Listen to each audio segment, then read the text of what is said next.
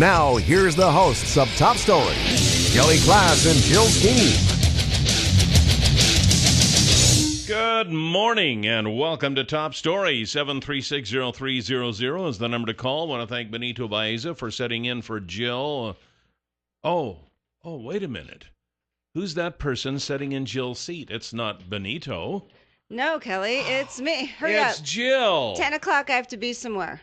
They're legalizing gay marriage. So anyway, Oh, yeah, right. Does Tom know about this? Yeah. I'm back. Have we heard a collective groan out in the Magic Valley right now? Yeah. Well, I'm glad you're back, Jill, even if nobody else is. I don't care. We actually went to Hilton Head, South Carolina. Oh, my mom's goodness. sister and her husband live there, and I haven't seen them. My Uncle Roger, he came out here a couple years ago and spoke in front of my Rotary Club. And did I meet him? I don't think you did. Maybe not. Okay. I don't think I brought him to the station, but he was the one who started the CART Fund, Coins for Alzheimer Research Trust. In 95, just a little change in your pocket. It's now in 4 states. They've raised $4.5 million, have given out 22 grants. Some people just have that knack, don't they? They came up with the Aricept drug, which helps Alzheimer's. I mean, it's amazing. Anyway, so I visited them and my cousin Polly, who you did meet. She was on the show a couple times. Okay. She called to say hi, or she told me to tell you hi. And well, cool. Weather could not be more spectacular. It was the only time in my life, other than when I went to Israel, because it doesn't rain in Israel, was that it never rained. It was perfect weather, 10 degrees warmer. We went into the ocean. We rode our bikes all around, played tennis. Oh, wow. Relaxed. So who was the character in Charlie Brown that the cloud followed him around and just always rained on him? I swear, I've had some... Almost some people don't even want to travel with me because my Florida bad weather hurricane, karma. Yeah. But we get out in the nick of time because remember the South was hit yesterday or the day before. That's right. We get out of Atlanta in the nick of time. Unfortunately, our bags didn't. Oh, no. Our bags are at the airport now. I have to go get them. Well, welcome Too bad back for anyway. them. But we Yeah. had a great time. I really didn't watch much news, so call in and stump me today. You I don't don't know what happened for the on. last 6 days, and frankly, at some point, you just need a total break. You do. I so agree.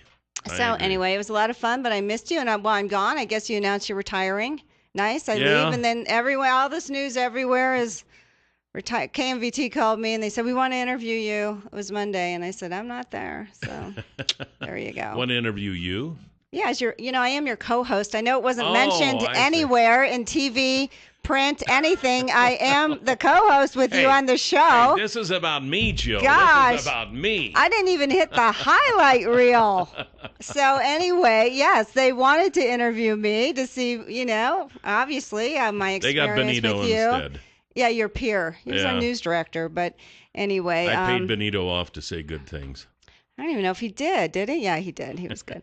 And I appreciate Benito filling in for me. So anyway, I'm back, and now the weather's turning. I noticed that. Yeah, you might have to go back. It was spectacular. I bet it looked like you sent that one picture. Yeah, it looked like beautiful weather. Yeah, their neighbor, they gave us a little boat ride, around the harbor. If anyone watches the Heritage Golf Tournament, it's from Sea Pines Plantation. That's where they have their condo. They bought it 37 years ago. When the island only had 7,000 people. So we used to go as child, in your childhood. And so there was a picture with Kelly, and I sent it to you, and I said, I'm not coming back. Bye-bye. Not coming back. You didn't respond, so I figured fine. He doesn't care. So anyway, it was lovely. I'm glad Gracie did well. I'm glad we're back. Well, good. Nice to have you back. Yeah. So anyway, and congratulations. Last show, December 31st. Yeah, thank you. Old Lang Syne. New Year's Eve. Yeah. Well, my big question is what? I have to work New Year's Eve now? Yeah, right. Fine. Thanks, Kel. Well, I don't think that's a Jewish holiday, is it? No, just a national holiday. Okay. Whatever. No, it's not. No, I guess New Year's Day. Isn't. New Year's Day is. Yeah. Okay. So anyway, coming up at 8:30, we have Rod Haynes with the Seattle Medicare Medicaid office. This is open enrollment time now for Starting Medicare. Today. Starting today. Yeah, today. So we'll have him on to answer any questions that you might have. Mm-hmm. Offer any new. He might have some input on any new rules and regulations regarding it. You might be more interested now. Well, I'm not eligible Just for it for another 4 years or so. Yeah. You never know. Yeah, and then at 9 o'clock, we have Twin Falls Mayor Don Hall with the state of the city. We think. Did you check the schedule? Yeah, well, I emailed him, actually. He emailed me back and said he would see us this morning. So I know he is. Okay, well, that's always nice to know.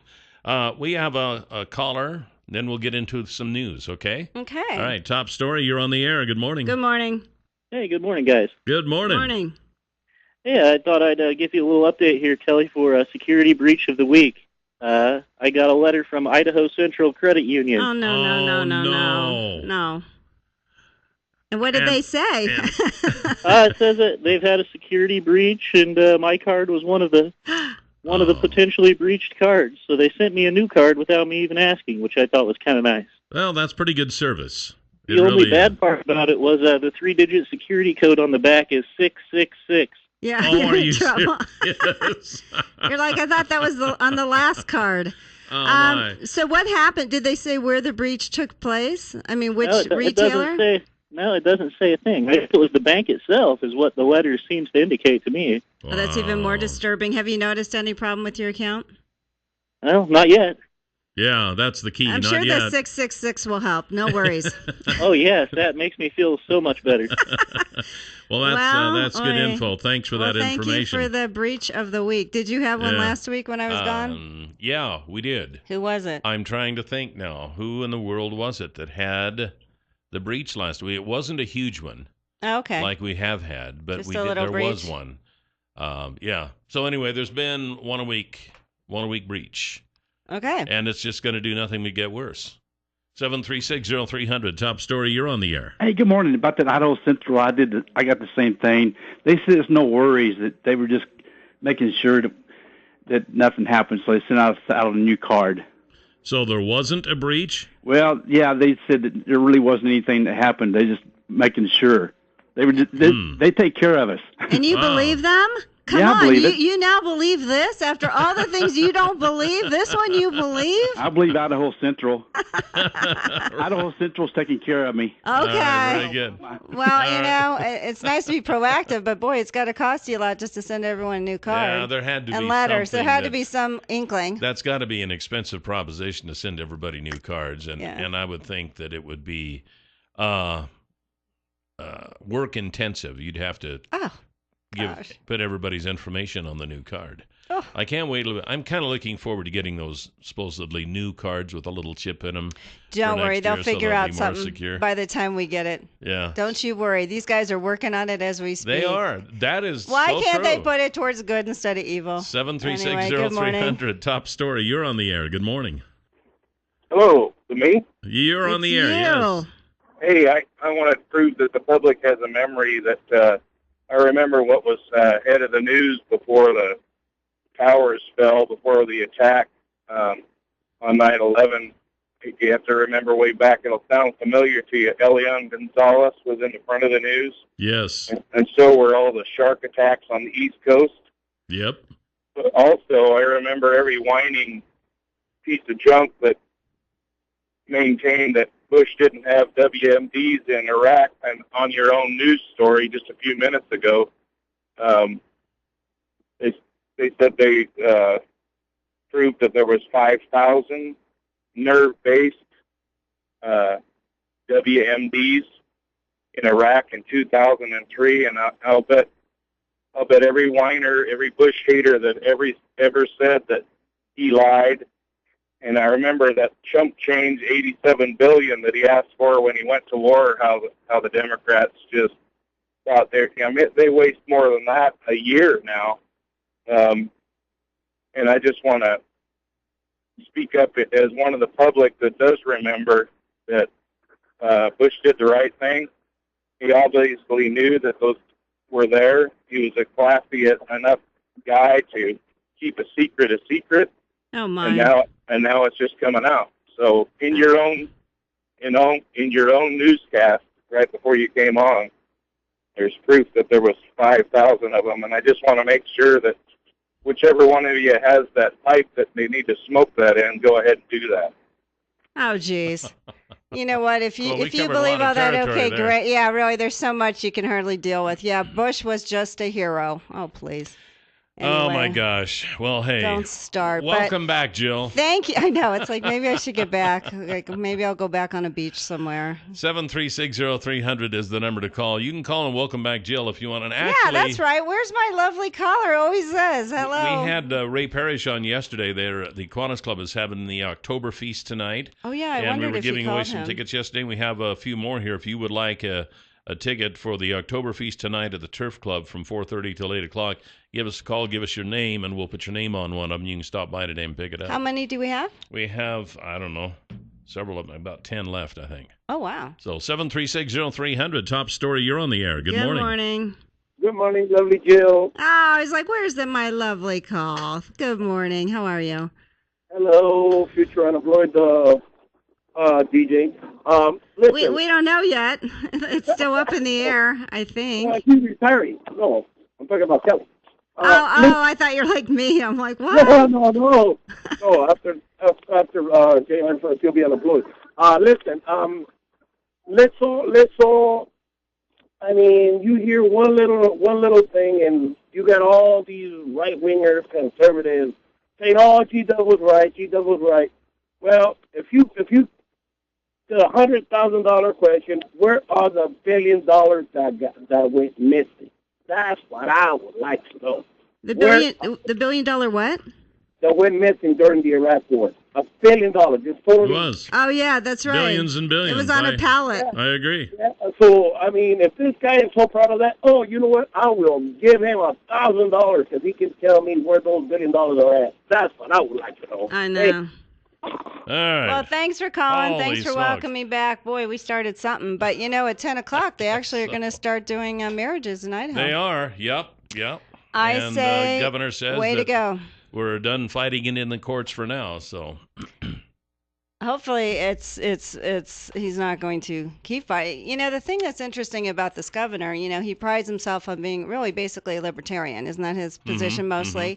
Get the government out of our lives. But it's in the Idaho Constitution that marriage is between a man and a woman. But it surprises and that's what he is me. defending. But it surprises me, that even that's in the Constitution, and B, that, they should be in our lives. And you know what? Kudos to all those people that are going to get married at 10 o'clock. Well, going to the chapel. They're all going to be married.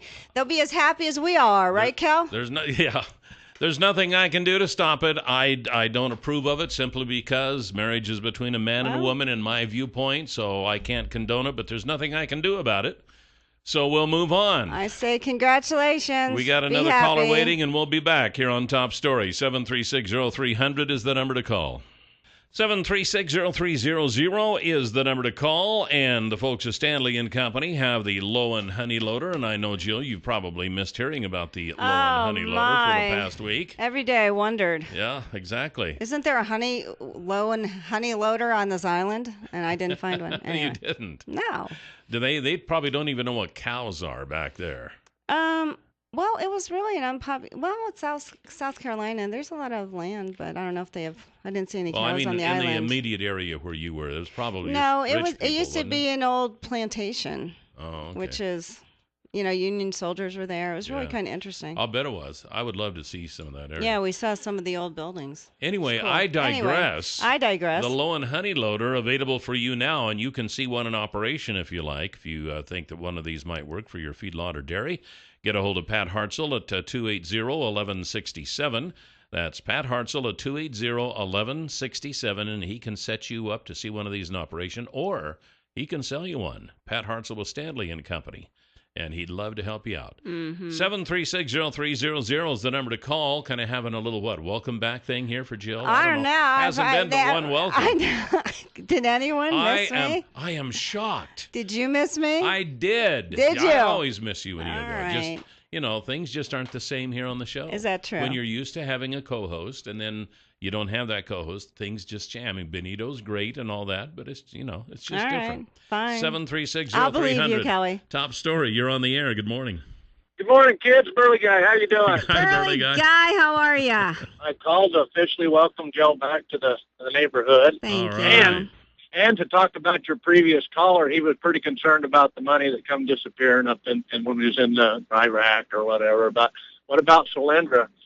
How many billions went there? And everybody just looked at the camera and said, like my 15-year-old kid. I don't know. Oh yeah. I don't know. Well, see, that was justified. What about the $24 billion when they shut down the government? Because Harry Reid had something to do with that, so it was justified. We don't know what it was, but that's all make believe. That's like how many hours when like they're talking about savings. There's still 24 hours a day. That government shutdown, they would save money if they fired me. I can guarantee it. So. Well, hey, welcome back, Jill. Anyway, you have to stop saying that. They might, I wish they would. I'd retire. Stop. Well, you and Kelly, you can go fishing. We'll hey, retire. Good idea. Hey, thanks. Thanks, burly guy. Thanks for the call. He's going to get in trouble one of these days. He might. I know. Well, speaking of retirement, I see the Ada County prosecutor is retiring, too. Yeah. So I guess it's just a trend. What is it? What do you guys know that we don't know? What are we going to find out about soon? Well, you'll find out. That's all I can say right now. Okay. Well, the first full-scale Ebola scare to hit, I was going to ask you about this, to hit Logan International Airport. Did you go through Logan when you were back there? Kelly, do you know where South Carolina is? Oh, that's right. You weren't in Boston, were you? I took an all-night flight we drove to Salt Lake, took an all-night flight to Atlanta. Oh, 12:55 in the morning, landed at 6:30, hopped a flight to Savannah, then drove an hour to So you didn't No, go we through weren't Logan. near Logan. I used to live in Boston, but no. Because you would have missed all the excitement because I guess they sent first responders to Logan International yesterday in hazmat suits, streaming onto a crowded international flight, terrifying. Oh, it would have been an international flight. It would have been international. Terrifying passengers and family members before city health officials ruled that, sorry, false alarm. Wrong country. Ruh-roh. United Emirates. Ruh-roh. But I'm glad we got these out of the closet, and we know how these work now. I think people are getting crazy, but I can see where a nurse would have gotten infected because they had the guy, Duncan, go to the hospital. They probably took his temperature and did all this, gave him antibiotics and sent him home. I was talking about this with my wife yesterday. We actually do talk once in a while. I was going to say, what? And she is a former registered nurse. She did that before she went into teaching. Yeah. And she said, when you're working with patients, when you are a registered nurse, things just happen. She says, you're going to get pricked with a needle. Something is going to happen. She says they bring in patients, and like she was in pediatrics, so she remembered one time hanging on to this little baby for dear life while the doctor examined it. Come to find out it had some sort of contagious bacterial blaza, blaza, blaza, You don't and know. Then, so she had to take a shot, but you don't know these things until after the fact. Well, I mean, I still think, and I know he's passed now, and but I still think I know he said he was from Liberia, but I still think it would have been helpful if he said, I think I might have Ebola. And apparently the people in his neighborhood are dying now. Back in Liberia. That's what I saw on the news this morning. We'll hope that doesn't happen in Dallas. You don't think that would have helped? We got a caller. Top story, you're on the air. Good morning. Good morning. Hi, this is changing the subject, but I was wondering, Kelly, as I was reading about all your many hobbies, you don't mention playing the organ. Do you still do that? That's right. No, I don't. Organ? I don't have an organ at home, and I haven't played one for years. How's your banjo? My banjo isn't doing very well, and I do have a banjo at home. I know, you do have a banjo. When we used to go to the same church, I remember your playing was beautiful because you played with feeling. A lot of people are very methodical and technically correct, but you played with feeling, and I just love to hear you. Well, so I hope you stayed with it. Well, now that I'm going to be retired, maybe I'll have more time and I can get an organ in the house and start doing that again. You should. Well, thank you very much for the call. You bet. Good luck to you. Thank you. You're Bye-bye. probably going to get a lot of nice calls like that, Cal. Yeah. Actually, we did. Yesterday we got a lot. But did you? We have Rod Haynes next from the Seattle Medicare Medicaid office here on Top Story. 7360300, always the number to call here on Top Story. Well, we tried to get a hold of Rod Haynes with the Seattle Medicare Medicaid office, but he didn't answer. We got his voicemail. Try one more time. Well, I can't try right now, unfortunately. Why? Well, because I'm on the air and I have to do an ad. Okay, we'll do it at the break and see if we can get him at 8:40. Yeah, okay. And I left a message for him. He might have been delayed in traffic. This is Seattle, after all. The bluest skies you'll ever see are in Seattle, but they do have crowded roads there. Today is the first day of enrollment. Who knows? Maybe someone called right at the moment we called and he Well, picked it that's up and true, he too. thought, oh my gosh, it's them, and it's not. It's someone else. He could be, yeah. Okay. My goodness. Well, Okay. at any rate, while we're waiting for Rod, there's the phone calling, so that could be him. So I'm going to do a quick ad here. The folks at Canyon Pond want you to know that they have lots of guns, they have lots of camping stuff, they have lots of woodworking stuff, they have lots of fishing poles and fishing supplies, and they have tools and stuff that you would expect to see in a pawn shop. And Canyon Pond is Twin Falls' newest pawn shop, so I would suggest stopping by there. They're on Shoshone Street and 3rd Avenue South, right across the street from Will's Toyota. You can't miss it. Big sign says Canyon Pond. Brand new store, nice and clean inside, fun to go through. You go through today, you don't find what you're looking for. Try again tomorrow, and maybe you will. So Canyon Pond, you can give them a call. They're online at canyonpond.com, also on Facebook, or give them a call at 933-2600. All right, 736-0300, top story. You are on the air. Good morning. Hey, Kelly, Jill, it's Carl. Hi, Carl. Carl. Hey, welcome back, Jill. And Kelly, what the heck do you mean you're retiring? I just got back from Utah. I just heard. What the heck? Oh, well. He can't handle it anymore. He can't take it. I'll be here until December 31st. Jill is just too hard on me. I can't take it anymore, so, I got to Somehow I knew it'd be my fault. It's always my fault for everything. Absolutely. I'm the reason you're retiring. Who's gonna take your place? Don't know yet, but sure there is a universe-wide search on to find somebody to take my place. You know, man, I'm throwing my name in the hat. All right, for sure. All right, sounds Carl. good. Let's bring it on. Let's bring it on, Carl. All right, you guys have a great day, man. All right, thanks. You too. Keep listening now. Okay, take care. Carl, he sounds like quite a guy, doesn't he? Yeah, he does. Anyway, so yeah, we'll just we got some more news to talk about here. Maybe we can get a hold of Rod at the 8:40 break there, because I know lots to talk about in Medicare and Medicaid and such. But a second healthcare worker at Texas Health Presbyterian Hospital who cared for Mr. Duncan has now tested positive for Ebola, according to health officials, casting further doubt on the hospital's ability to handle Ebola and protect employees. The worker reported a fever yesterday and was immediately isolated. Health Department spokeswoman Carrie Williams said the preliminary Ebola test was done late Tuesday at the state public health. So anyway, another worker has Ebola. I can understand that, because when he first came in, they didn't think he had, I don't know what they were thinking. He just had a fever, a cold, or whatever, so they probably touched his head. He's clammy. They probably touched his things. Who knows if they put gloves on right away? Who knows? They might have handed him the bottle of antibiotics. Who knows? I was watching an interview yesterday on TV from a doctor, and he said, do not expect a big outbreak or an epidemic here in the United States. He says, yes, we're going to have these, there's probably going to be a few more cases of it, and we can expect things like that to happen on occasion, but he says, do not be worried about, and he didn't seem like he was just a yes man from somebody's, from some department higher up trying to keep the people from panicking. He seemed like he knew what he was talking about. And he says, you know what? It's just, we're not going to have an epidemic here in the United States. It's not going to happen. There might be a few more cases, but we're not going to have an epidemic. So. Well, now I love how Texas Presbyterian's like, oh, maybe we should have sent him to Emory or somewhere else. Maybe we weren't qualified for this. Did you know that in the entire United States of America, there are 4 hospitals equipped to handle this? There are 11 beds available in the entire United States. One of the hospitals equipped for it is in Missoula, Montana. Mm-hmm. That's the closest one. One is in Atlanta.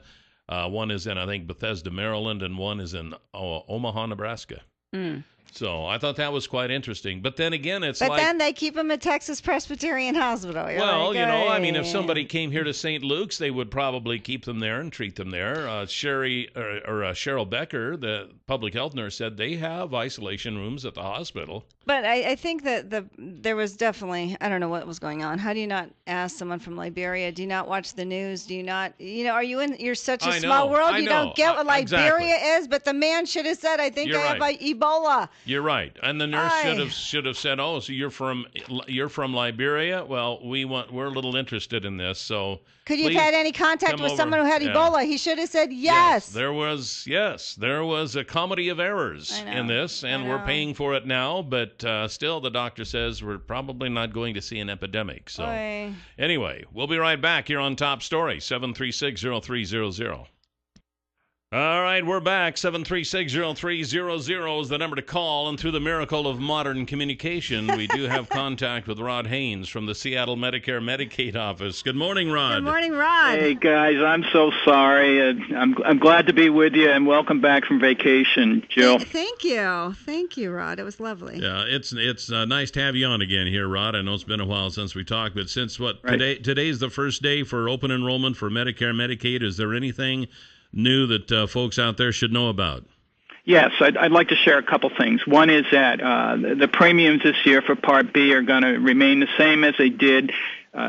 In the coming year, 2015, they'll be the same as they are this year. That is $104.90 per month for Part B as in boy. And the deductibles will remain the same at $147. Now, regarding your Part D plans, that is Part D as in David, the drug plans, Wait, Rod, quick. For people who don't know what Part B is, you might want to tell them. Okay. A is for hospitalization. B is for, like, when you go to the doctor, it's outpatient. Okay.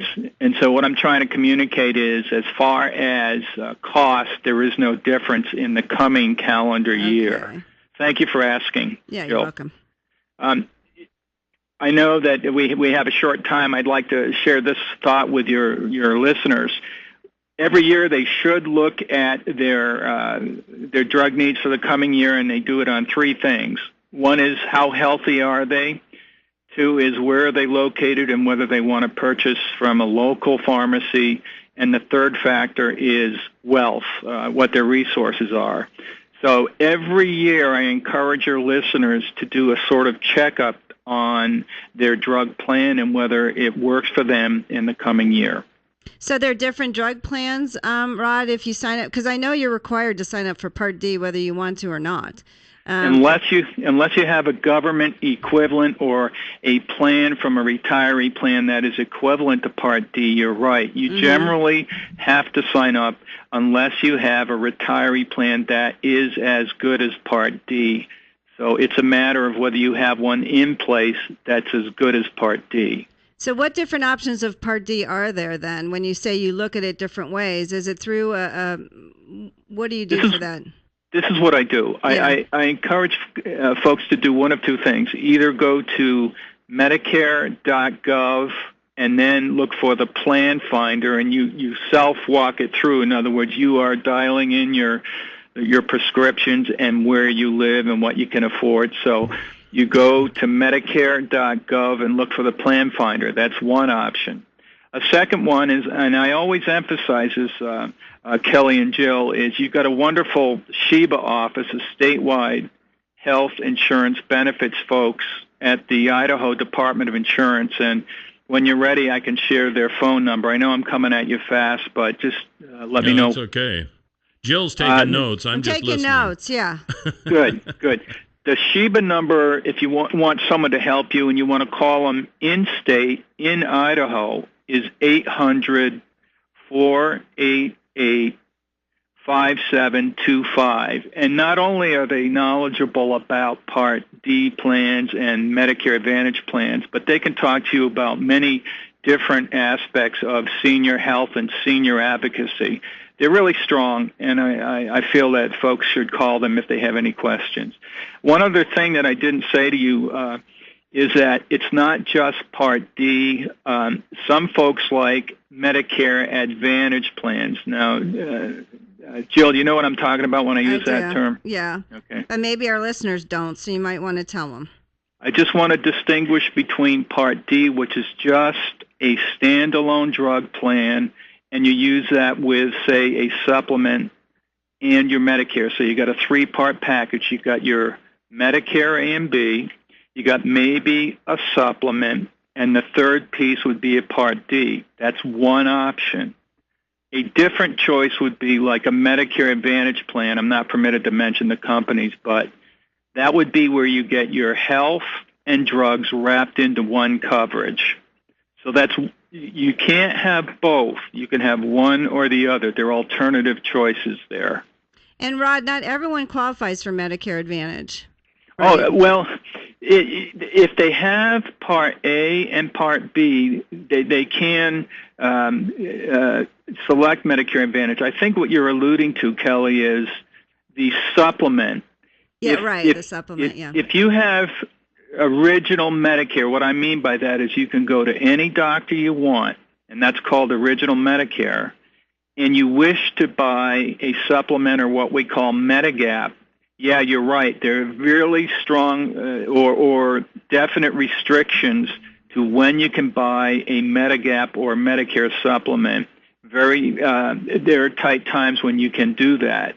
On the other hand, again, I'm talking a different choice. The Medicare Advantage plans, if you got A and B, now is the time to think about maybe going with Medicare Advantage. I'm trying to emphasize it's either or. Either you have traditional Medicare and a Medigap plan, or you go Medicare Advantage. It's not both. You got either choice. I hope that makes sense to you. Mm-hmm. Okay, so now I know there are dates like, okay, so I'm retiring at the end of this year, okay, but I don't qualify yet for Medicare because, and what are those dates? I'm kind of asking this for my own purpose now, but I know there are a lot of people out there who have that same question. Excellent question, and here it is. If let's say that January 6th is you're 65 and you're retired. Here's how it works. So you're saying in January, I'm going to be 65 and I'm retiring. What the government says is 3 months prior to January, 3 months after January. So what I'm talking about is a 7-month span with January right in the middle. Any time in that 7-month span, that is when you go to Social Security and you say, I'd like to sign up for Part B. And you use a form online or you do it paper-wise, you submit a hard copy. So again, I'm turning 65 in January 6th of next year. 3 months prior to January, 3 months after January, in January, that's a 7-month span. Within that time is when I can sign up for Medicare. You can also sign up if you choose to work until you're 70. There's other provisions for that. So don't think that only when you're 65. If you postpone retiring, you can also sign up. So you're going to retire, huh, Kelly? Well, I am, but I'm not quite that advanced. I'll be 62 at the end of this month. Okay. So he just seems it, Rod. So I won't qualify for Medicare, as what I understand, until I'm 66. Is that right?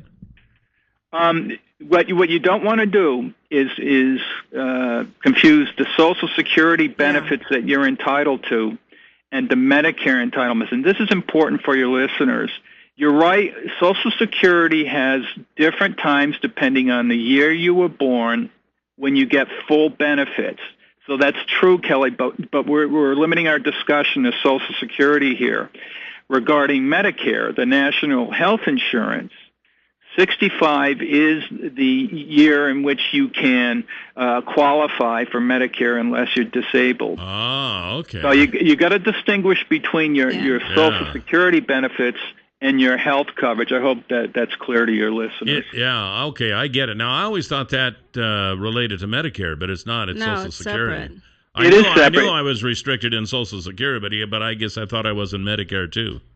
Well, it's good that we're having this conversation. The connection is... Thank goodness we have Rod on. Right. If you do have benefits from Social Security, yes, the government will take the premiums you are paying for Medicare out of your Social Security, but I just want folks to understand that they're two separate tracks. One other thing I failed to mention is this.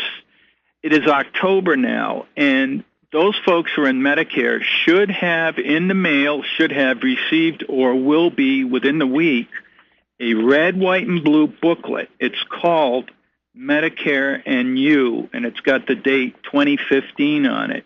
Well, why do you care? The reason you care is the most recent plans, both Part D as in David and Medicare Advantage, they are in the back of the booklet, and any recent changes, and there aren't real basic changes for this year, will be covered in this booklet, red, white, and blue. And one other thing, it's specific to the state of Idaho.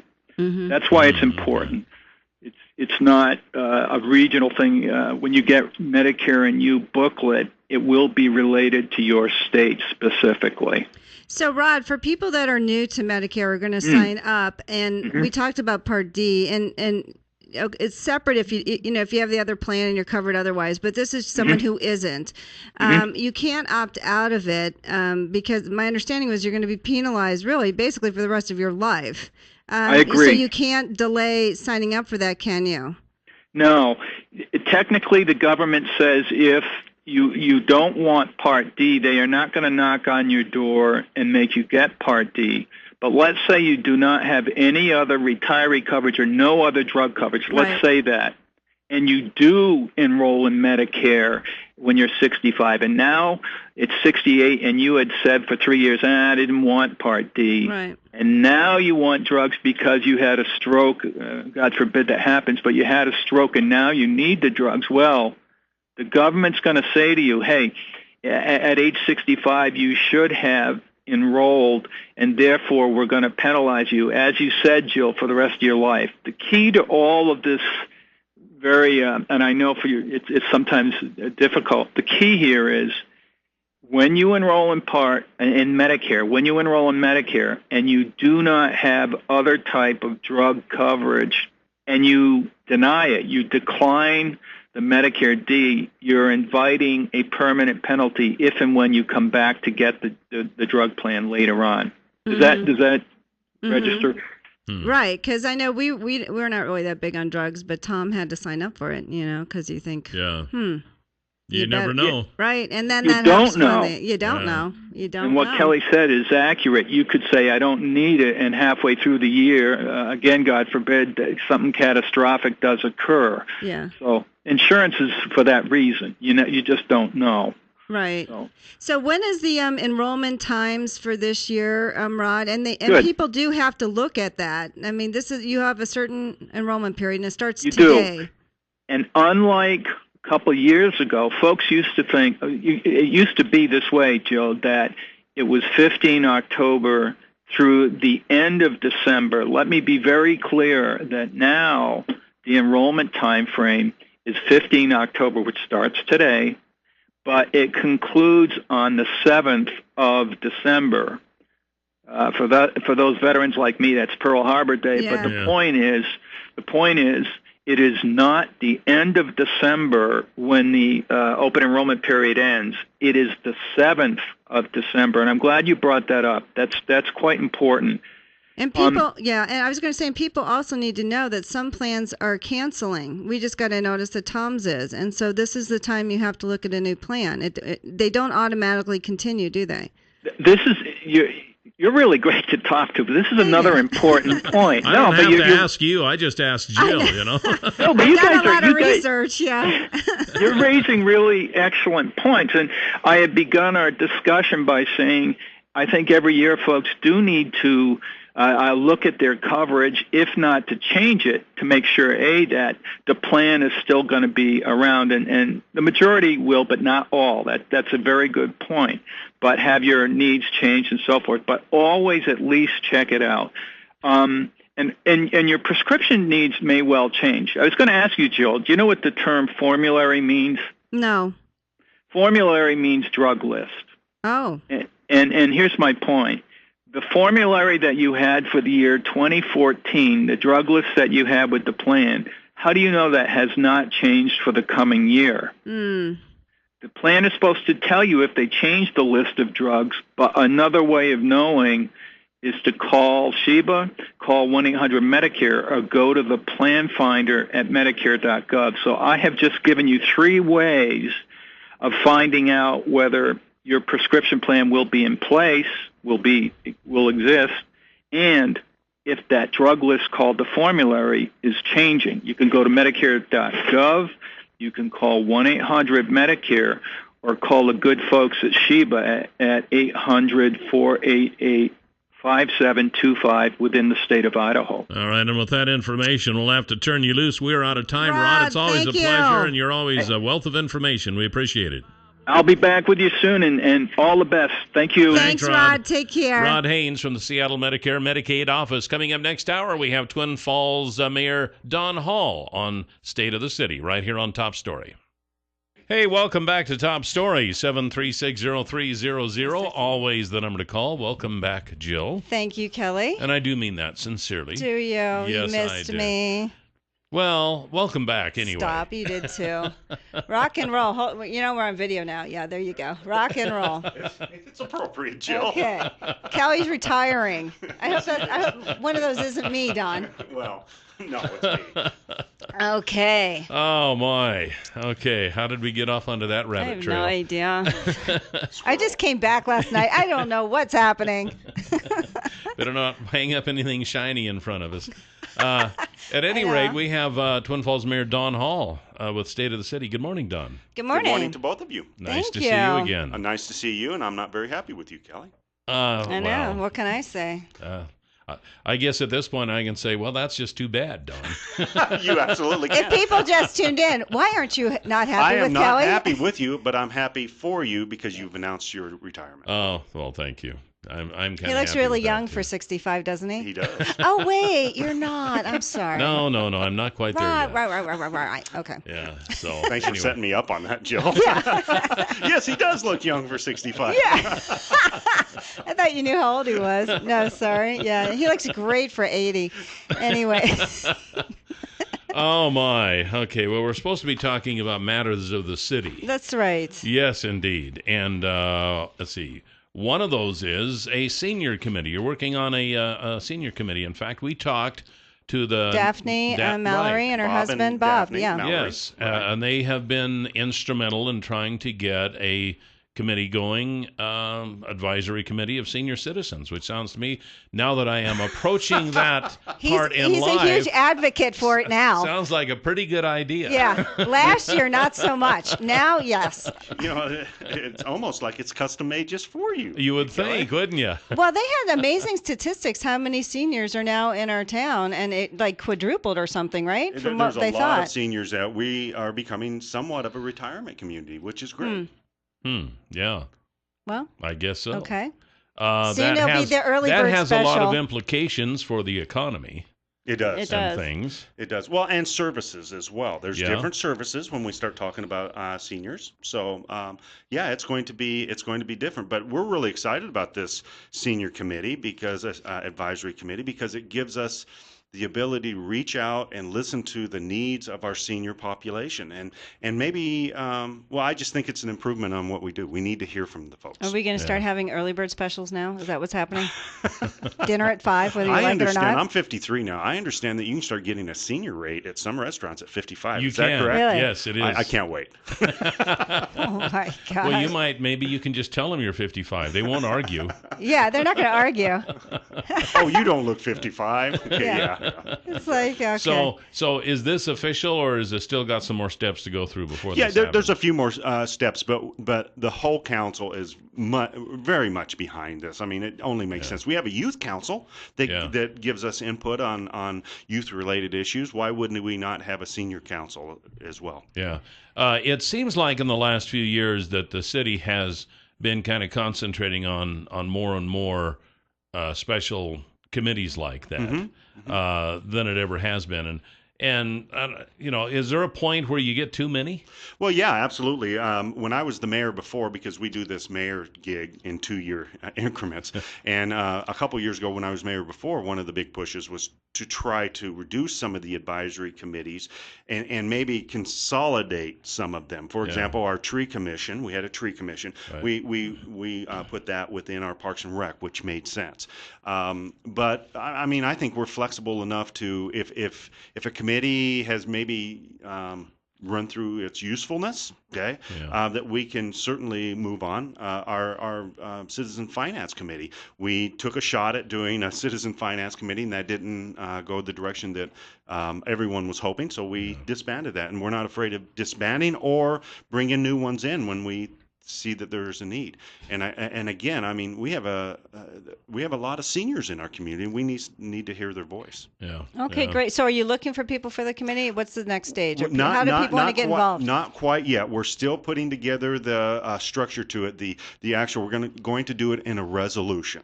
Okay, there's going to be a senior committee, and then we're going to do kind of like, bylaws, articles of incorporation, but bylaws for the committee. And then we'll go ahead and vote on that as a council. And I think we said within the next couple weeks. And then once that structure's there, then we're going to do the call out and ask for seniors to get involved. And we would like the seniors then to take the foundation of what we have and change it if need be. We just wanted to give it some structure before we brought the seniors in, and then the seniors have the ability to make recommendations after that. Will this be a deal where you have to be a resident of the city in order to be? Well, it's what we say here so far is it's 65 and older, and we try to stay within the boundaries of the city of Twin Falls because it's a committee for the city of Twin Falls Council. I would assume we'll do that with this, but it hasn't been worked all the way out yet. Yeah. Okay. All right.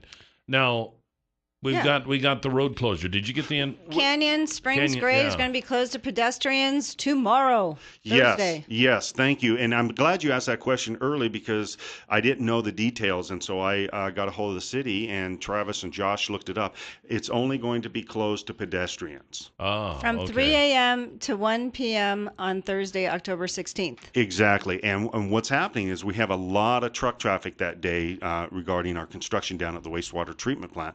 And it's for public safety. So are people, they can drive down and go to the golf course? They can. So cars can go down, just people can't walk. People can't walk because of those trucks. We're just trying to be safe. Yeah. That's always better than, hitting a few pedestrians on the way. Yeah, that's not good.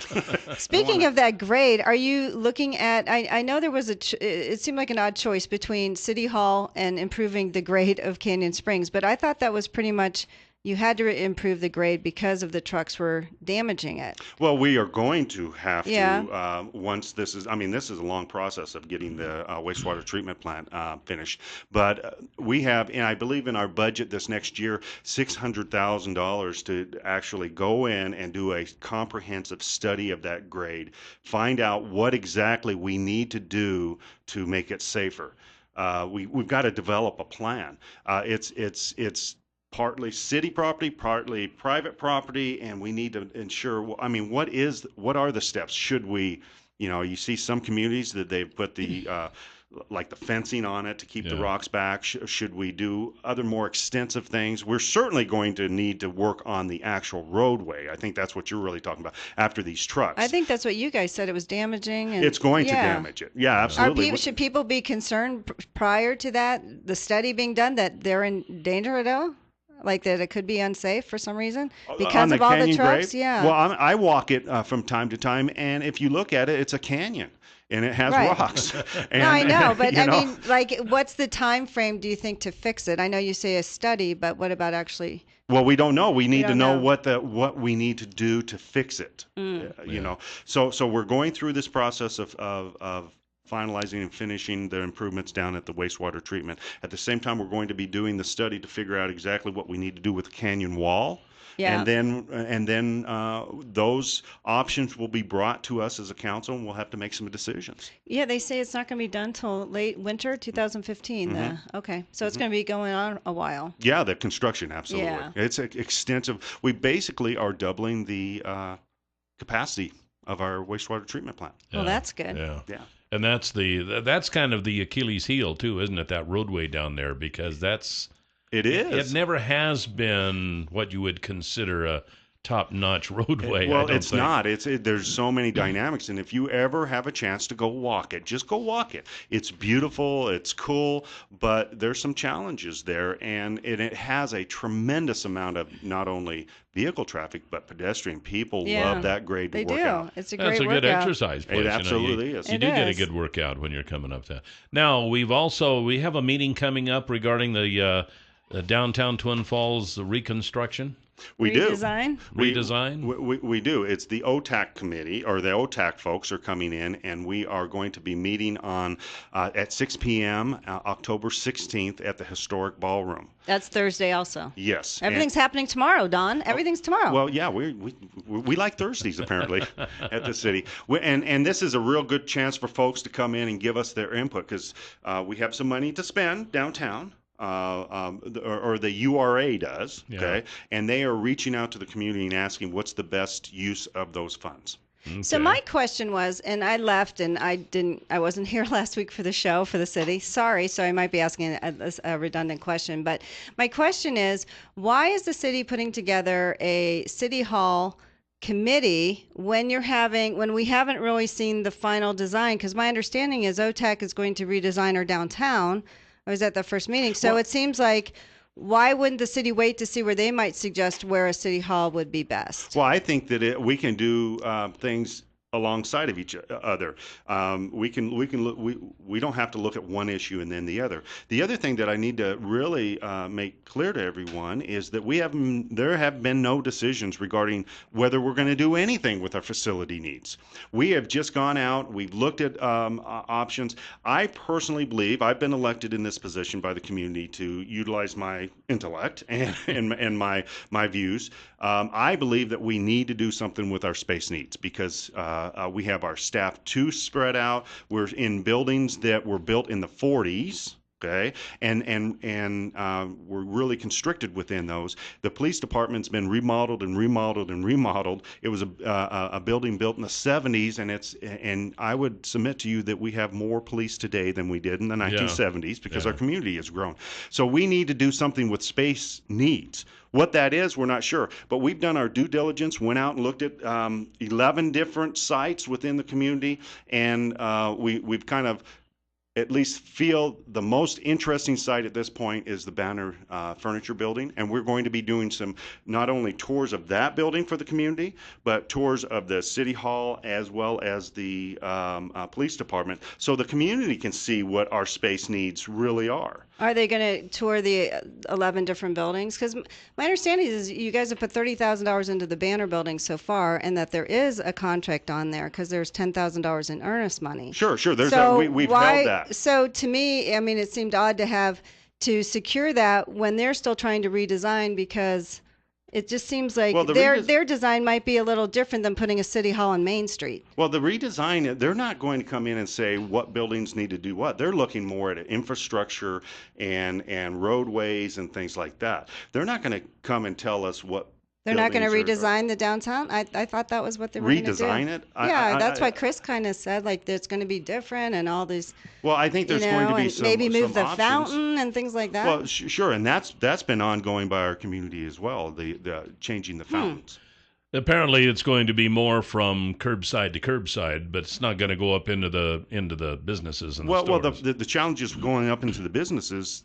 That's privately owned business. Yeah. I think we're talking more infrastructure and maybe some curb, sidewalk, roadways, things like that. To go up into someone's private business, I don't think we don't even have the ability to do that. Well, with city funds. Can you hang on for another segment? Sure. All right, we'll be back with Twin Falls Mayor Don Hall here on Top Story. 7360300 is the number to call here this morning on Top Story. Welcome back. And our word of the day, time now for our word of the day, which is sponsored now by the folks at the Happy Landing Restaurant and Nice. Pub at the Twin Falls Airport. Your favorite place to go for lunch. I eat out there all I the know time. you do. And for Sunday afternoon football, they got $2 drink specials. So, if you're looking for a fun place to go, nice big screen TVs to keep up on the games, $2 drink specials at the airport. And you don't have to be flying anywhere or returning on a flight from somewhere in order to eat at the restaurant. No, you can just I'm walk in heading out there to pick up my luggage from last night. Maybe I'll grab a bite to eat. You should. You don't even have to go through a metal detector to get into the restaurant. So, Happy Landing Restaurant and Pub at the Twin Falls Airport. And what's the word of the day? Today's $100 instant winning name first is Todd Guest. Todd Guest, congratulations. And your $100 word of the day for today is Spectre. Spectre. Specter. Spectre. Don, are you playing word of the day? You said that was going to be one of your campaign, your promises. Well, it wasn't campaign, your office it was a New Year's resolution. Yeah, New Year's resolution. And you know what happens to New Year's resolutions, Jill? We're in October. I apologize. Have you even played it once? I just want to apologize up front, Jill. Spectre. Spectre is the word. Go to our website at newsradio1310.com. Click on Word of the Day, type in Spectre, and listen tomorrow. And if you hear your name tomorrow and you played the word today, you win $100. How easy is that? So you know. could win $100, Don. I could. So, okay. I've never won anything, so that would be you nice. got to play to win. We're on the discussion about what's going to happen in downtown Twin Falls. And Jill, I guess you were kind of under the impression there was going to be a little more design effort on part of the buildings and such. And Mr. Mayor, Don Hall, says no, that it's mostly going to be the infrastructure. So set us straight. Well, remember, the URA money needs to be spent legally, okay? When you start talking about design, certainly there can be some design elements that are attached to downtown and some suggestions and some ideas. And if the URA chooses to buy a building or whatever they choose to do, they can certainly utilize public money for the building that they own. But to be able to take public money and to throw it into a private business, there's some different challenges there.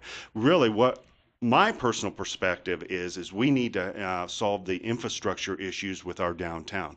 For example, we have a lot of beautiful buildings downtown that I know that some of the private developers would like to develop the second story into maybe loft housing. We've heard that before. But we have some significant challenges with water pressure because of the infrastructure in the ground. And so we need to, those are kind of things that I'm leaning towards. I'm kind of surprised they didn't replace a lot of those when they rebuilt the downtown in the late 1960s. And I don't know exactly what they did. You weren't around then. Yeah, well, I was be around, like but not 50 here. years old at this point. Which reminds me, did they ever find out the source of the water main break on Washington and Orchard? I have not been told that yet. Okay. I know that maybe they have that answer, but I don't have it yet. We were laughing. The wooden pipes are working. Hey, do we have a call? We do. Okay. Okay, let me say this real quick. Right. We are also doing tours for the City Hall, the Police Department, and the Banner building, the furniture building, Thursday, October 23rd, 24th, and 25th, all simultaneously. You can go to those different locations because we want to get public input about what the direction the city should take. So, all right, very good. Top story, you're on the air with Mayor Don Hall. Good morning. Hey, I'm just calling to help out the mayor. I'm on the URA board. Okay, good. And he is right. All we can do is spend money on infrastructure. So pipes in the streets, sidewalks, streets. We can raise buildings, but we can't build buildings. Let me ask you this, if I can. Let's say that the city decided to go with the Banner building. So if that became a city entity, then could the URA spend money on upgrading that building or not? Well, that would be a question for Melinda, probably. Hey, you called in. Yeah, you're on the spot. I know I did. If the city owns it, the URA doesn't. Well, they don't own it, so we can't do any improvements on a building we don't own. Okay. All right. Well, that makes sense. Okay. So anyway, either way, the meeting is tomorrow night at 6 to 8 at the historic ballroom, right? It is from 6. It's at 6 p.m. I think it goes until 8. That is correct. Okay. So Yes. people can come down and give their input and look around. And if we chose after this, because we're putting a citizen committee together to look at what we should do with our space needs. If we chose to go ahead and purchase the banner and remodel it and do those kind of things, then the URA could do infrastructure up to the building, okay, which is needed, and maybe sidewalks and curb and gutter and roadways and all those kind of things. But they can't come into the building and right. Yeah. Right. Now, and I don't think we should ask them to. Yeah. That should be the city. And keep in mind, people get real confused about the URA and the city. They're two separate entities. Right. And some people don't understand that. They're two taxing entities, okay, but they're two separate entities. Did we cover everything, Don? I think so. All right. Well, I feel good. We appreciate you coming in. Well, thank you. Yeah, I mean, it clarifies it, so that'll be good. People we'll have to get involved. involved. Loose early today. Excellent. That's nice. All right. Yeah. Sounds like I'm out of here. Thank you. Twin Thanks, Falls Don. Mayor We always Don Hall. appreciate it. Twin Falls Mayor Don Hall, our guest this morning here on Top Story. So, when you get married, should you have to change your last name, ladies? We'll talk about that when we come back. 7360300 is the number to call here on Top Story. You know what season this is, don't you? Fall? It is fall. And that always means people bring out the chainsaws and the leaf blowers. Chainsaws because you want to get that firewood for the winter. And it's Halloween. Or you want to trim up some trees, before winter sets in, so that we don't get some of that heavy snow and the branches come crashing down on top of your car. And you can get them, Echo chainsaws and Echo leaf blowers at Clearwater Power Equipment. They're at 252 Washington Street, where General Building Supply used to be, or 734-7767 is their number to call. They can also store your big lawnmower for you if you want over the wintertime. You can ask them about that. But the leaves, I've noticed, are really starting to fall, and as soon as we get the first frost, it's going to be like, bam! Have leaves started falling already? Everywhere. Oh, yeah. Where have you been, Jill? South Carolina. You should see the trees they have there. Oh, I'll bet. Huge. They could use probably an Echo leaf blower, too. They can, yeah. From Clearwater Power Equipment. Beautiful. But anyway.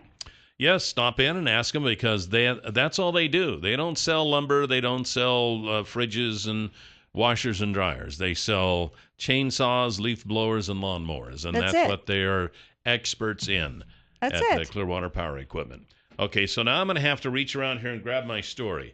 I ran across this morning, and that's not the one. Oi. Do you not have it? I have it. Do you want my story?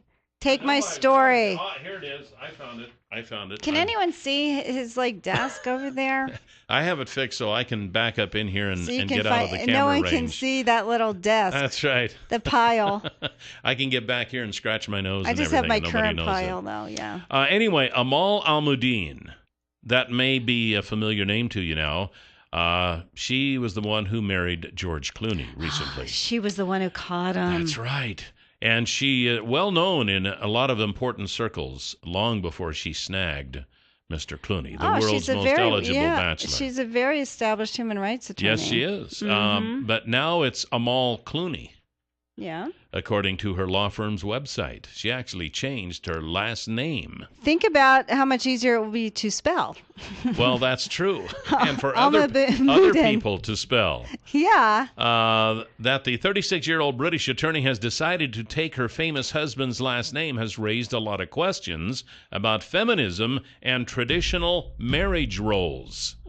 So our question is going to be, ladies, how do you feel when you get married and then you change? Well, I was going to say you have to change your last name. Actually, you really don't have to change your last. It's a choice. To me, it's a choice. If that's what you want to do, great. If you don't, that's fine. It's between you two. I changed my name both times. My first married name was Sonnenstein, which Sonenstein, which no one spelled correctly. I would get credit cards spelled wrong. So annoying. And it is quite a hassle to change your name. You've got your social security card, you've got your driver's license, you got all your credit cards, you got your checkbook. It is a pain, but sometimes you say, you know what? That's what I want to do. In traditional marriages, studies show the majority of newly wedded women still change their names. The percentage of women who kept their maiden names peaked in the 1990s before leveling off in the 2000s at about 18%, according to 2009 study, though more recent data from Facebook show that around a third of 20-somethings who decide who wed decide to against changing their name. I say, you know what? And feminism is about doing what's right for you. It's fine, whatever you want to do. I think it's an issue if you're going to have children. I remember my brother-in-law's brother. They were all Pliners, and his wife kept her name Pam Burns. And when the kids were little, they would go Pliner, Pliner, Pliner, Burns. They didn't understand why their mommy had a different name. And, that can be tough when you have a certain name and your kids have different names. Interesting story about that. In this same story that we'll talk about when we come back, we have a caller right now. So Top what do you story. think? You're on the air. What do you think? Well, good morning. This is a interesting topic. My wife now was married once before, and she went back to her maiden name, which has a little bit of historical significance in the state of Idaho. It's Senarusa. Okay. And when we got married, she says, would you be upset if I didn't change my name? And I said, I don't care. She didn't hyphenate it or anything. She just kept her maiden name, and it doesn't bother me a bit. The only place it comes to be a problem sometimes is when we're doing things like, health care, whatever, and people ask, are you guys really married? Yeah. Well, yeah, we are. Yeah. Yeah. Maybe you should change. Maybe you should change. Maybe you should change your name to hers, Senarusa. Well, she jokes about that. I could, but I'm not. What about your kids? Do you have kids? No, we don't have any kids. So if you had kids, whose name would go? Did you talk about that before? It would have been mine. Would have been yours. Okay. Okay. So that even sounds. It doesn't bother hard. me, and we joke about it from time to time. If men change their names, they would be less, likely to have their wife change their. It's a pain. I know it's a pain, but it's interesting to see how people feel about that. Tom wanted me to change my name. It's fine. 7360300 is the number to call. How do you feel about that? And we'll come back after the break. 7360300 is the number to call here this morning on Top Story, talking about women changing their names when they get married. If you think it's important. And this would be interesting if you were a guy and the law was different, would you want to change your name? It's kind of hard because you lose track of all your friends, like from high school. You get married, you don't know what their married name is. And well, I've noticed on Facebook that a lot of the women put their maiden name so that they can be recognized, and then their married name. Right. Well, you have to. How would anyone find me? But when I told you when I first moved here, I wasn't married. It was Jill Sherman. And then we got married, so I would keep Sherman, so people would still know it was me. And then eventually I've dropped Sherman. So sometimes people still call me Jill Sherman Scheme. It was never hyphenated. It was just. Here's an want people to know who you are. An interesting story from CNN, from the same place where I picked this up, and I thought it was an interesting subject.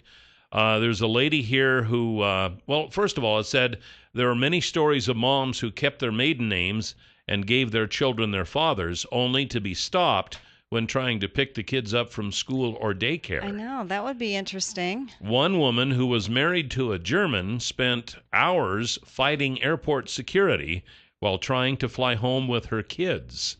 They thought that she had stolen the children from him. I mean, and how do you prove otherwise unless you have the birth certificate? That's true. I agree totally. That would be tough. So anyway, 7360300 What do you think? Would you change your name? I would not want to. Well, of course. I didn't want to. Yeah, I know. I mean, it's like your identity your whole life. It's just tradition, Jill. I mean, the woman is just expected to change her last name. It's tradition. Clearly.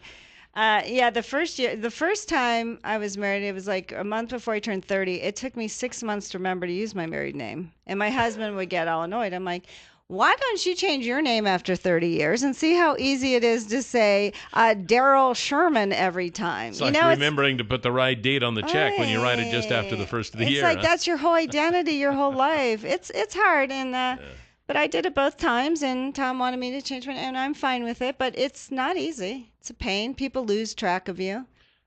They do. I think Amal Clooney, it was smart. First of all, her name's very difficult to spell. Secondly, she might get more clients this way because they'll say, oh, you're married to George Clooney. I have a human rights issue. Although she's very well respected in her own right. So, but still, I'm like, you know what? If that's what she wants to do, good for her. I know my wife goes by her maiden name and then class. Oh, Connie okay. Tucker Class. Class. Yeah. Which can be spelled And 4 or 5 different ways. She didn't change that because it used to be she used her middle name, but then she dropped that and started using her maiden name. And that was after we'd been married for several years. I can't remember the circumstance. There was something occurred that happened that facilitated her doing that. But I don't remember what it was because I remember it getting happened before yesterday. I remember getting really frustrated when I first got married the first time, which ended up not being legal, whatever. But Yeah, I that's couldn't. a story in itself. We've told that a couple times, You but I should mean, write a just book. cashing a check. It was all of a sudden there was this big hubbub because I had the married thing, and they said, "Did your husband know?" You know, all of a sudden I was like, "What?" You know, I said, I make my own money. I was my own person. You know, okay, Yeah. I got married a week ago. I have to ask my husband now to cash a check. It was back in Toledo, Ohio. It was so frustrating. I was quite annoyed. You know, because you're used to being independent, making your own money, Sure. especially when you get married around 30. Yeah, You know, you're pretty much, I know. you're not 21 and, and you haven't really developed a career yet. And I don't know if, and while we're waiting to take calls, I don't know. Oh, yeah. But we have these German dinner and entertainment tickets for the Oktoberfest tonight. What time? So it'll go from 4:30 until 8 o'clock, sponsored by the Kiwanis Club. They love this. And, They love doing this. Have you gone before? I have not. No, but Benito, he was on yesterday. He's gone several times. Oh, Said it's good. really, really good. And we had Ray Parrish in here yesterday talking about it too. So we got these tickets. If you want one, I'm glad you got 'em on. 736-0300 and give us your name, and we'll keep them for you here. That's right. You got till, what you got? Got until 10 o'clock. So you start dialing it if you want. What are they going to have? German food? They have like... Yeah, they have bratwurst and sauerkraut. And it's not like the sauerkraut that you get in Out of the a can jar. or a jar at the store. They make it Yeah, homemade. This is homemade. Ray Parrish said he went to Germany specifically to find this recipe. And then when he speaks found fluent German. Yeah, he does. And then, well, Yeah. I was in German class with him in high school. See? How come So- he speaks fluent and you don't? What happened with the two I don't know. I students guess here? he continued on with it, and I did not. But he visits Germany every once in a while. Well, good But for anyway, him. he brought this recipe back from Germany, and he says it's delicious. Yeah, So- and they have German music, right? Yeah, they do the They're whole gonna thing. have He German even beer? came in costume. He had his. He did? What do you call it, lederhosen on? or Later, I was whatever? in. How did I miss this? I was on vacation. Yeah, that's right. Well, that's nice. Well, you know what? You got to support Kiwanis. They do great things, just like Rotary does. You know, all the service clubs do such wonderful things for the community. Yeah. How much are tickets? $8 for adults, $6 for seniors before 6 o'clock. Yeah, early bird special. $25 for a family, $75 for corporate, and $100 for an event sponsor. But by this point in time, you're probably just concerned about the $8 So for save adults or yourself $6 for $8. seniors. Save yourself $16. yeah. My gosh. Oh, yeah. Call in 736-0300 if you want some tickets. Almost talked into going myself. Or if you want to change your name. I'm going to change my name. That's right. And it's Again. time now for the Huckabee Report, and it's brought to you this morning by Waddell & Reed. You can hear the Huckabee Report each weekday at this time, brought to you exclusively by Waddell & Reed. Laura Nelson, Josh Funk, and Steve Stanger are the financial advisors, and the number to call is 736-6563.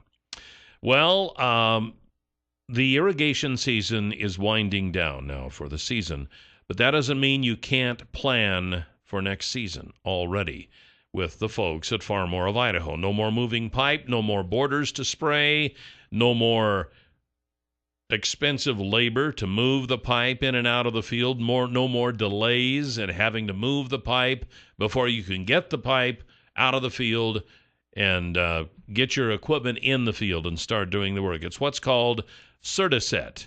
And you can ask them about it at Far More of Idaho. They are much more informed on this than I. But it's the latest in technology. You don't have to move the pipe because the equipment does that for you. Give them a call at 324-3341 or at farmoreofidaho.com, and they will be happy to tell you about Certiset. It's not a new bed. It is a new way of irrigating. All right? I know it sounds a little confusing, but that's does. okay. We have a caller. I wonder if they're calling for a ticket. Top story. I Good hope morning. so. Good morning. How are you today? Doing Great. How fine. are you? Welcome back, Joe. Thank you. Are you calling for a ticket? Well, I am. And I was listening on Radio Pop, which when I started calling you the first time, of course, that gets rid of Radio Pop. So I didn't hear whether or not you already got rid of those. No, we still have some. We still have some. What's your first name? Leah. Leah? I will put Leah's name on 2 of these tickets. Do you need 2, Leah? Any chance of getting 3? Boy, you're pushing it now. Okay. Pretty please with sugar on top? Okay. Only because Kelly's retiring. He's going to do this. What are they going to do? Fire me? Yeah. Okay. Okay. I got 3 tickets with your name on it. And they'll be here. You can pick them up today. And Leah, we want to know how it is tomorrow. Call us and let us know if you had fun. I will. Okay, right. Leah, have a great time. Thank you. Thank you very much. Care. Bye now. Thanks for listening. I think we may have another one here. Quick. Top story, good morning. You calling for the tickets? Yes, I am, I only need 1. All right, well, what's good. What's your name? Joe. Okay, Joe. I'm going to write Joe on the back of this 1 ticket here, and you can stop by and pick it up today. How's that? Oh, all right, thank you very much. Welcome back, Jill. Good to hear your voice. Well, thanks, Joe. I appreciate it. It's good to be back. All right, thank you. Thanks for the call. Appreciate it. Have fun tonight. Thank you. All right. Well, I tell you what, I got like 1 more ticket here. Quick, someone call. We'll take it during the break if we go to Huckabee. That's right. And or if we go to break. Yeah, we're leaving now, Jill. I know, but you can still answer the phone. Yeah. If we go to the news, quick, call. All right. So we got to go tomorrow. We've got school superintendent Wiley Dobbs with us, and the cops. And the cops. We do have Wiley. He was going to talk about slashing all the help. Remember? That happened a couple weeks. I was like, what is he talking about? We just had him. So that'll be tomorrow here on Top Story. Goodbye, Jill. Bye, Cal.